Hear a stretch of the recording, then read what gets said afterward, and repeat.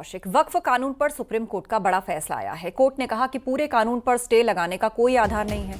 कुछ धाराओं पर विवाद है और उसके साथ ही 5 साल प्रैक्टिसिंग होने की शर्त पर भी रोक लगा दी गई है। ये कानून लागू रहेगा, लेकिन कुछ प्रावधानों पर रोक लगाई गई और कोर्ट ने यह भी कहा कि पूरे कानून पर रोक का आधार नहीं है, ना ही रजिस्ट्रेशन पर कोई रोक होगी और साथ ही बोर्ड में गैर मुस्लिम की नियुक्ति पर भी रोक नहीं होगी। हालांकि कोर्ट ने कहा कि बोर्ड में 3 से ज्यादा गैर मुस्लिम सदस्य न हो और साथ ही कोर्ट ने यह भी कहा कि कलेक्टर का फैसला अंतिम फैसला नहीं होगा और रजिस्ट्रेशन का प्रावधान जारी होगा। साथ ही कोर्ट ने यह भी कहा कि रजिस्ट्रेशन का प्रावधान कोई नया नहीं है। तो पूरे कानून पर स्टे लगाने का आधार नहीं, ये सुप्रीम कोर्ट ने स्पष्ट किया और कहा कलेक्टर का फैसला अंतिम फैसला नहीं होगा। कानून लागू रहेगा, कुछ प्रावधानों पर रोक लगाई गई है। बोर्ड में 3 से ज्यादा गैर मुस्लिम सदस्य ना हो, 5 साल प्रैक्टिसिंग मुस्लिम की शर्त पर रोक लगाई गई है। कलेक्टर का फैसला अंतिम फैसला नहीं होगा।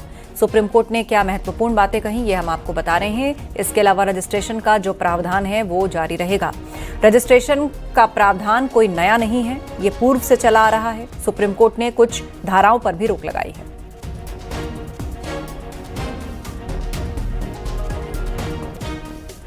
माननीय सर्वोच्च न्यायालय ने अंतरिम राहत पे विचार करते हुए बहुत स्पष्ट आदेश दिया कि जो वक्फ अमेंडमेंट की जो प्रोविजंस है उसको स्टे नहीं किया गया है। दूसरा बात उन्होंने कहा है कि जो रजिस्ट्रेशन का जो मुद्दा है उस पर भी कोई स्टे नहीं है, यानी कि जो वक्फ रजिस्टर्ड नहीं है या जिसको रजिस्टर नहीं कराया जाएगा वो वक्फ प्रॉपर्टी ट्रीट नहीं होगा। तीसरी बात उन्होंने कहा कि जो नॉन मुस्लिम्स को मेंबर बनाने की बात कही है वक्फ बोर्ड में या अपीलेट ट्राइब्यूनल में, उसमें 3 की संख्या नॉन मुस्लिम्स की हो सकती है, उससे ज्यादा की संख्या नहीं हो सकती है। चौथी बात जो उन्होंने कहा है कि जो भी आप किसी को कहते हैं कि इनका वक्फ प्रॉपर्टी जायज नहीं है, कानून सम्मत नहीं है, तो जो प्रोसीजर प्रिस्क्राइब्ड है वक्फ एक्ट में इंक्लूडिंग अमेंडमेंट एक्ट, उसके हिसाब से ही आप उसको उस प्रॉपर्टी से। ये बहुत अच्छा फैसला है और सरकार की साजिश और सरकार की मंशा पर माननीय उच्चतम न्यायालय ने बड़े पैमाने पर रोक लगा दी है, अंकुश लगा दी है। तो पूरे देश में अपनी ज़मीनें दान करने वाले लोग, धार्मिक कामों के लिए, सामाजिक कामों के लिए, जिनको ये डर था कि सरकार उनकी ज़मीनें लूटने की कोशिश करेगी, फौरी तौर पर उनको बहुत बड़ी राहत मिली। नहीं, सरकार डिसाइड कैसे करेगी, आप फ्रेम कैसे करोगे, रूल कैसे फ्रेम करोगे, आप कैसे तय करोगे कि कौन 5 साल से प्रैक्टिस कर रहा है। ये तो आस्था का विषय है, ये तो अंतर्मन की बात है। तो माननीय उच्चतम न्यायालय ने इन तमाम संवेदनात्मक पहलुओं को और छोटे छोटे पहलुओं को देखा है। तो मैं बहुत खुश हूं और मुझे अच्छा लग रहा है। एक बहुत बड़ी लड़ाई है इस देश में वक्फ की ज़मीनों को बचाने की, हम उस लड़ाई को लड़ते रहेंगे। वक्फ संपत्ति हमारी तहजीबी, तालीमी और मजहबी अमानत है। इसको कमज़ोर करना गरीब मुसलमानों और हमारे मजहबी इदारों के रूहानी पूंजी को ख़त्म करने जैसा है, छीनने जैसा है, हड़पने जैसा है। तो जो सरकार पहले इसको हड़पना चाहती थी, छीनना चाहती थी, आज कहीं ना कहीं सुप्रीम कोर्ट ने हमें उसमें राहत दी है अपने अंतरिम फैसले में। अभी आखिरी फैसला बाकी है। हम उम्मीद करते हैं माननीय सुप्रीम कोर्ट के ज़रिए जो आगे फैसला आएगा वो सरकार जिस तरह से आज हाशिए पर है, आने वाले दिनों में भी बैकफुट पर जाएगी। बीजेपी ने सुप्रीम कोर्ट के फैसले का स्वागत किया। बीजेपी के वरिष्ठ नेता मुख्तार अब्बास नकवी ने कहा कि इस आधार पर वही लोग प्रहार कर रहे हैं जो लूट की छूट चाहते हैं। उन्होंने कहा वक्फ को लेकर यह बेहतरीन सुधार है। वहीं मुरादाबाद के पूर्व एसपी सांसद एसटी हसन ने डीएम को अधिकार नहीं दिए जाने का स्वागत किया। उन्होंने पूछा कि भविष्य में क्या सुप्रीम कोर्ट मुसलमानों को हिंदुओं के ट्रस्ट में जगह देगा। उनकी आस्था के संरक्षण की गारंटी और जो प्रशासनिक व्यवस्था है उसको सुधार करने वाला ये जो है वो संशोधन हुआ है। और मैं मानता हूँ इसको लेकर के दिक्कत क्या हुई है, जो वक्फ के पूरे माफियाओं का जो है वो लूट की लंपट लाभी है, वो लूट के छूट का लीगल लाइसेंस अभी भी चाहती है। जिस लीगल लाइसेंस पर जो है वो नाकाबंदी और तालाबंदी इस सुधार के बाद हुई है, वो फिर से एक बार कहते हैं नहीं कि हमें जो है वो लूट के छूट का लीगल लाइसेंस दे दो। उसकी बात देखिए, अभी डिटेल हमें ठीक से पता नहीं है, लेकिन जहाँ तक हमारी मालूमात है इसमें कुछ जो उन्होंने रोक लगाई है जैसे कि डीएम अब वक्फ की प्रॉपर्टीज में इंटरफेयर नहीं करेगा, ये सबसे बड़ा पॉइंट था, क्योंकि डीएम साहब तो वही करते हैं जो सरकार चाहती है। हम इस फैसले का, जहाँ तक डीएम साहब की बात है, स्वागत करते हैं। और बाकी चीज़ें के वक्फ के अंदर नॉन मुस्लिम को उन्होंने अलाउ कर दिया है। ना तो इस्लामिक कानून नॉन मुस्लिम जानते हैं और ना ही मुसलमान हिंदू पर्सनल लॉज को जानते हैं। कल को मुसलमान भी ये कहेंगे कि साहब हमें भी मंदिरों के ट्रस्ट में रखा जाए, तो क्या सुप्रीम कोर्ट इस बात को अलाउ करेगा? समाजवादी पार्टी के प्रवक्ता अमित जमोई ने सुप्रीम कोर्ट के फैसले का स्वागत किया। उन्होंने कहा कि ये फैसला एनडीए और बीजेपी की सरकार के चेहरे पर करारा तमाचा है। ये बात साबित हो गई है कि एनडीए और बीजेपी की सरकार मुस्लिम विरोधी है।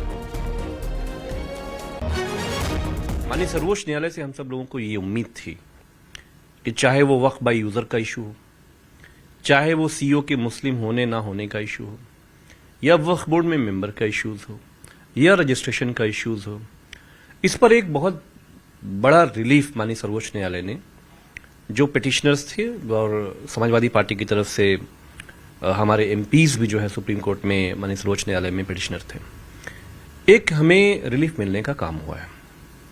और हम ये समझते हैं कि जो जिलेवार जमीनें कब्जा करने का काम मुख्यमंत्री योगी आदित्यनाथ जी ने जो सब टैगिंग करवानी शुरू करी थी, सारी वक्फ की जमीनों को चिन्हित कराना शुरू किया था, ये भारतीय जनता पार्टी एनडीए के मुंह पे करारा तमाचा है। एआईएमपीएएलबी सदस्य और मुस्लिम धर्मगुरु खालिद रशीद फरंगी महली ने कुछ प्रावधानों पर रोक के फैसले का स्वागत किया और उन्होंने कहा कि हमारी मांग थी कि पूरे अधिनियम पर ही रोक लगाई जाए, लेकिन कोर्ट ने ऐसा कोई आदेश नहीं दिया। हालांकि कोर्ट ने कई प्रावधानों पर रोक जरूर लगाई है, जिसका हम स्वागत करते हैं। जिन भी प्रोविजंस पर स्टे हुआ है उसको भी हम लोग वेलकम करते हैं, इस उम्मीद के बाद कि जब इंशाल्लाह फाइनल फैसला आएगा तो कंप्लीट रिलीफ और राहत हासिल होगी। और खासकर सेक्शन 3 और 4 पर जो स्टे हुआ है वो एक बड़ी जीत है। और 5 इयर्स प्रैक्टिसिंग मुसलमान होना चाहिए वक्फ करने के लिए, उस पर भी स्टे हुआ है। प्लस ये कि मुस्लिम मेंबर्स हों और अगर कोई कॉम्पिटेंट मुस्लिम ना मिले तब मेंबर नॉन मुस्लिम को बनाया जाए, ये एक बात कही गई है। और एक ये भी बड़ी रिलीफ है कि जो सीईओ हो वो मुस्लिम कम्युनिटी से ही हो। प्लस जो कलेक्टर को, डिस्ट्रिक्ट कलेक्टर को किसी भी प्रॉपर्टी को डिसाइड करने के लिए कि वक्फ है कि नहीं है, जो ओवर राइटिंग जुडिशियल पावर्स दिए गए थे उस पर स्टे है। तो इन सब का हम लोग वेलकम करते हैं, इस उम्मीद के साथ कि इंशाल्लाह जब फाइनल डिसीजन आएगा तो एक बड़ी राहत हासिल होगी। वहीं हिंदू धर्मगुरु रितेश्वर महाराज ने वक्फ बोर्ड पर सुप्रीम कोर्ट के फैसले पर कहा कि कोर्ट से सभी प्रावधान को खत्म नहीं किया गया। रितेश्वर महाराज ने फैसले का स्वागत किया और कहा कि वक्फ बोर्ड का लाभ गरीब मुसलमानों को मिले। केंद्र सरकार ने बरसों से चली आ रही वक्फ बोर्ड के ऊपर में कुछ प्रावधान लाए थे जिससे भारत की ज़मीनों का दुरुपयोग न हो सके।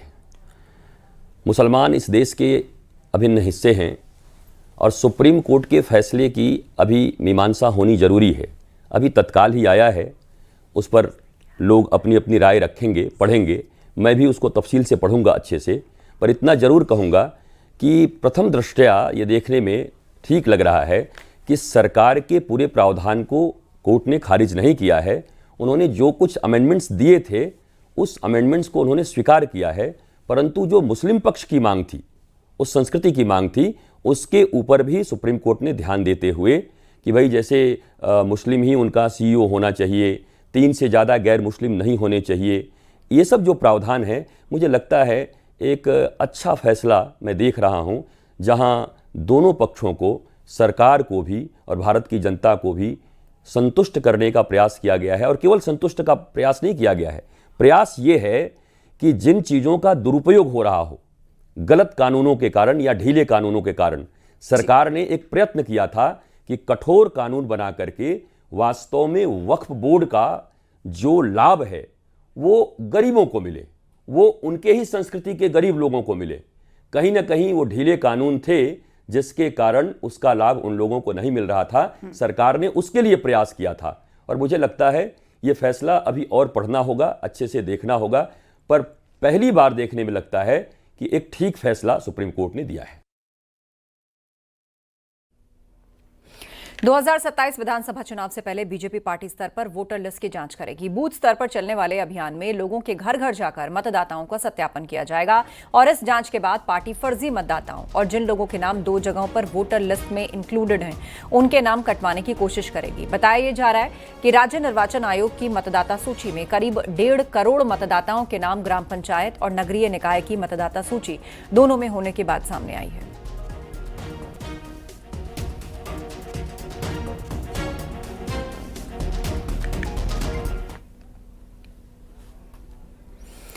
बीजेपी के घर घर जाकर वोट जांच करने पर एसपी सांसद राजीव राय ने कड़ा ऐतराज जाहिर किया। उन्होंने कहा बीजेपी यूपी में वोट कटवाने का दुस्साहस ना करे। उन्होंने यह भी कहा कि एसपी के कार्यकर्ता हर बूथ पर लड़ेंगे और बीजेपी की यह तानाशाही वाली सोच यूपी में नहीं चलेगी। एक उदाहरण देकर कि इनका एसआईआर का मतलब होता है हर बूथ से विपक्षियों के वोटों को कटवाना और फर्जी नामों को जुड़वाना। लेकिन मैं चुनौती देता हूं भारतीय जनता पार्टी के फर्जीवाड़े करने वाले लोगों को।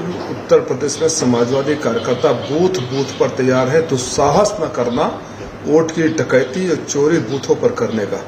ये दुस्साहस मत करना, मेरी चुनौती को स्वीकार कर लेना। जो खेल आपने पूरे देश में खेलता रहा है और आप नंगे हो गए हो, बेशरम होकर माफी मांगनी चाहिए, तो आप फिर ऑडेसिटी दिखाते हो। तो आ जाना उत्तर प्रदेश में और करोगे तो हर बूथ पर हम आपसे लड़ेंगे। बीजेपी के फायर ब्रांड नेता संगीत सोम ने समाजवादी पार्टी और कांग्रेस पर तीखा हमला बोला। उन्होंने कहा कांग्रेस और सपा की दोस्ती सांप और नेवले जैसी है और जल्द ही उनके बीच लड़ाई शुरू हो जाएगी। उन्होंने ये भी दावा किया कि अब एसपी की यूपी में सत्ता में कभी वापसी नहीं होगी। 2027 में प्रदेश में तीसरी बार भाजपा की सरकार बनेगी। देखिए, कांग्रेस और सपा, वैसे तो मैं आपको बता दूं बहुत जल्दी जूता पथरम आपस में ही हो जाएगा, क्योंकि दोनों वो वाला काम है चोर चोर मौसेरे भाई।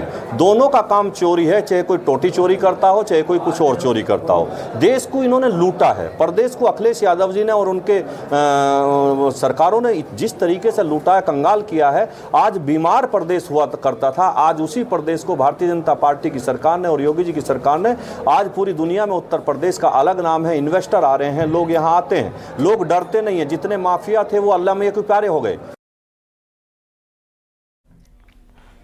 समाजवादी पार्टी ने बीजेपी नेता संगीत सोम के बयान पर सख्त ऐतराज जताया। पार्टी प्रवक्ता अनुराग भदौरिया ने कहा संगीत सोम मानसिक और राजनीतिक तौर से बीमार चल रहे हैं।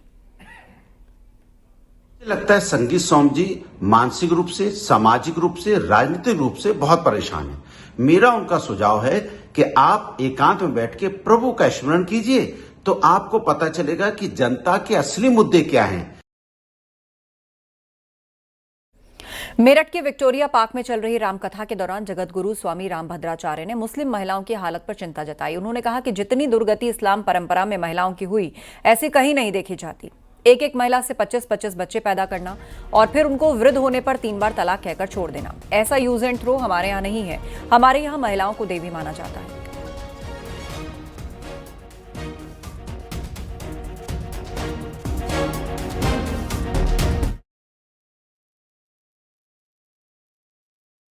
जितनी दुर्गति इस्लाम परंपरा में महिला की हुई, ऐसे कहीं देखी नहीं जाती।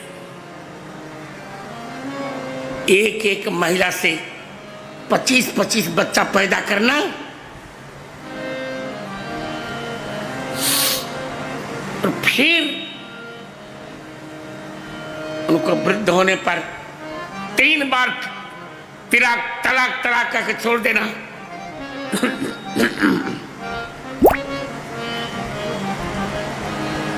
यूज एंड थ्रो, ये हमारे यहाँ नहीं है। हमारे यहाँ इतना बच्चा पैदा करने का विधान भी नहीं है। किसी धर्म में महिला को बेबी कहते हैं, किसी पंथ में महिला को बीबी कहते हैं। केवल हिंदू धर्म एक ऐसा है जहां महिला को देवी कहते हैं।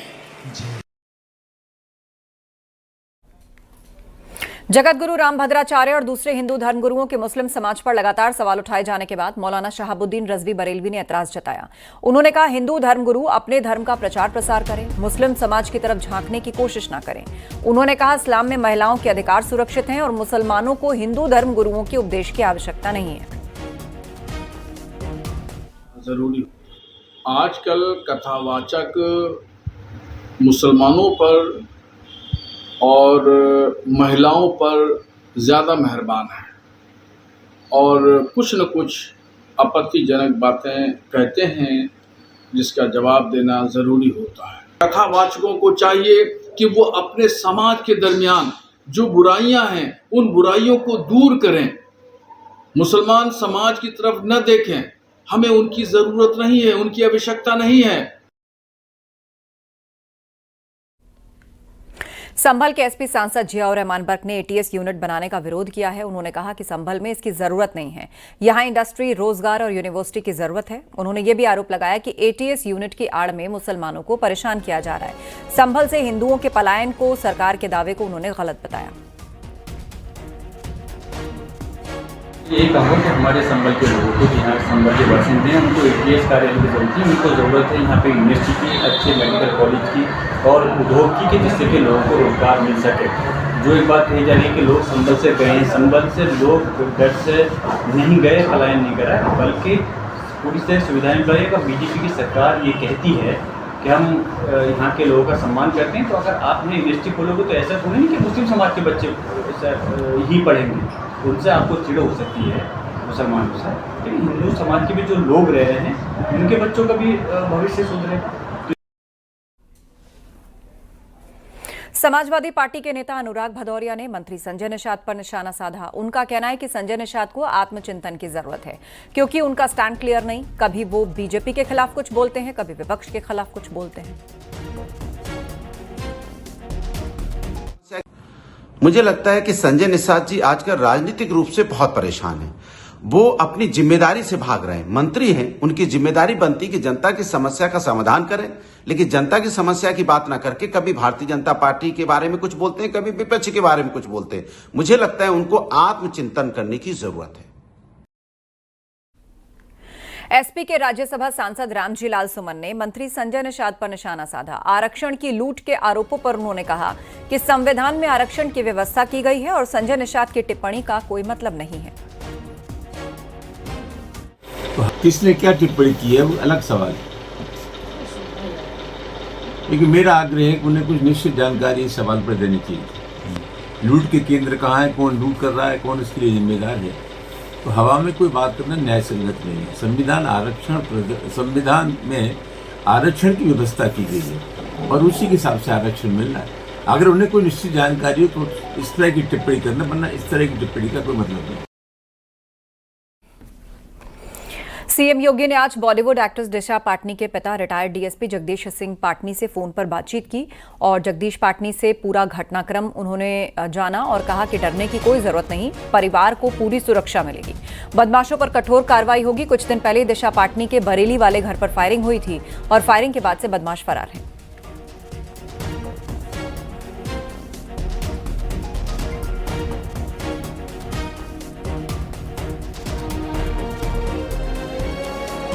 हाँ, देर रात माननीय मुख्यमंत्री जी का मेरे टेलीफोन पे फ़ोन आया था और उन्होंने हम पूरे मेरे पीड़ित परिवार को सांत्वना दी है और विशेष रूप से उन्होंने कहा है कि पूरा प्रदेश आपके साथ है और आपकी सुरक्षा में कोई कोताही नहीं बरती जाएगी।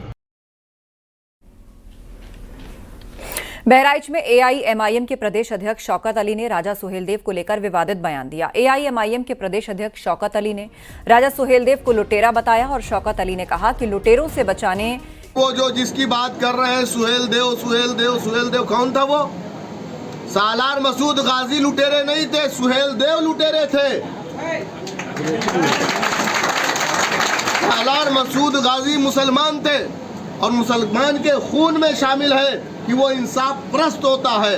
सुहेलदेव ने जब यहाँ पर जुल्म करना शुरू किया भारतीयों पर, तो सालार मसूद गाजी ने रुख किया इस तरफ और उसके नाइंसाफी और उसके द्वारा कर रहे जुल्म अत्याचार अन्याय के खिलाफ उन्होंने उससे लड़ाई लड़ी